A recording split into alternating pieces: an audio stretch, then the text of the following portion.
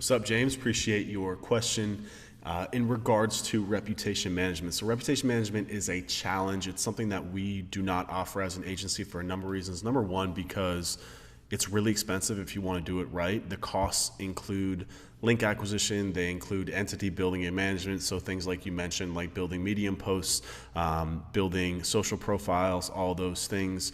It gets very expensive, and not to mention number two, which is even more important, it's not overly effective. So we had an example. I can't give you the client name for a lot of reasons, but a really big client who got hit with a sexual harassment case.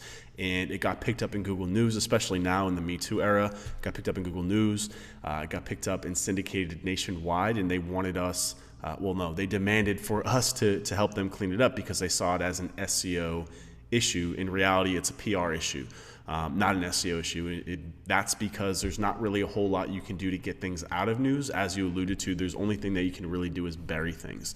And the unfortunate thing about Google News is that you can't bury Google News. It's just got to die off on its own. So depending on the scope of the engagement and depending on really the severity of the reputation management issue, if it's a Google News issue, I would just pass it off. I would say, look, this is a PR issue. This is not an SEO issue. This is not something that we want to handle. To be honest with you, it's not even worth the revenue that you could get because it's not going to work. It's just going to cause issues with that client. And ultimately, you're probably going to destroy that relationship and you're not going to have any work there in the future. If it is a review thing, if they have a negative review on a couple of websites, you have the right idea, right? It's building those third-party entities and then building links to it. I would not use outreach links to build to those entities just because it's going to be way too expensive, and it's going to take way too much time, and it's ultimately not going to be worth it for you. What I would do is I would pay for links. I would get PBN links. I would go to things like Fat Joe, which are like quasi PBN, those guest post links that you can get for like 40 to 60 bucks.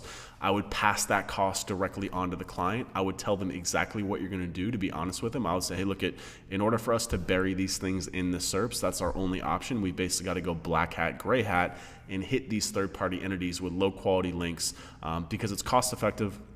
And because number two, that there will be no trace of this passing back to your website in regards to spam. That's what I would do. I would recommend spending anywhere from, you're going to have to hit these with a lot of links, and you're going to have to hit at least 8 different sites with these links. I would say anywhere between 10 and 30 per. So you're looking at probably an investment of like at least $10,000 into third-party, low-quality PBN-style links. And again, that's really important that you pass that directly onto the client. Make sure that you're not responsible for that cost because ultimately you're going to be paying that out of pocket, and there's no guarantee that this is going to work. So just to summarize this all, going back to the beginning, number one is make sure you're having an open, honest conversation with the client that there's no guarantees that this is going to work. If it's a Google News issue, don't even touch it. If it's a review issue, tell them that the only option is to build these entities and then to jam them with basically gray hat links. Explain to them that there will be absolutely no effect on their brand. There will be no trace back to their website. There's no issue of getting penalized, but that this is going to be an expensive exercise and that they need to pay for it. So basically I would charge for the strategy to do it, the hours to manage and execute it. I would say anywhere between like 10 and 20 hours a month at whatever your hourly rate is, and then an expense fee on top of that for links of at least $10,000, and you can return any costs to them that you don't, or just pass the costs on to them directly. I would also budget for at least 6 months for a project like this, just to make sure that you have enough time to really build that up and push it down in the SERPs. So that was my thoughts. If you have any questions, just drop it in the Slack channel in the comments, and hopefully I'll hear from you again soon. Bye.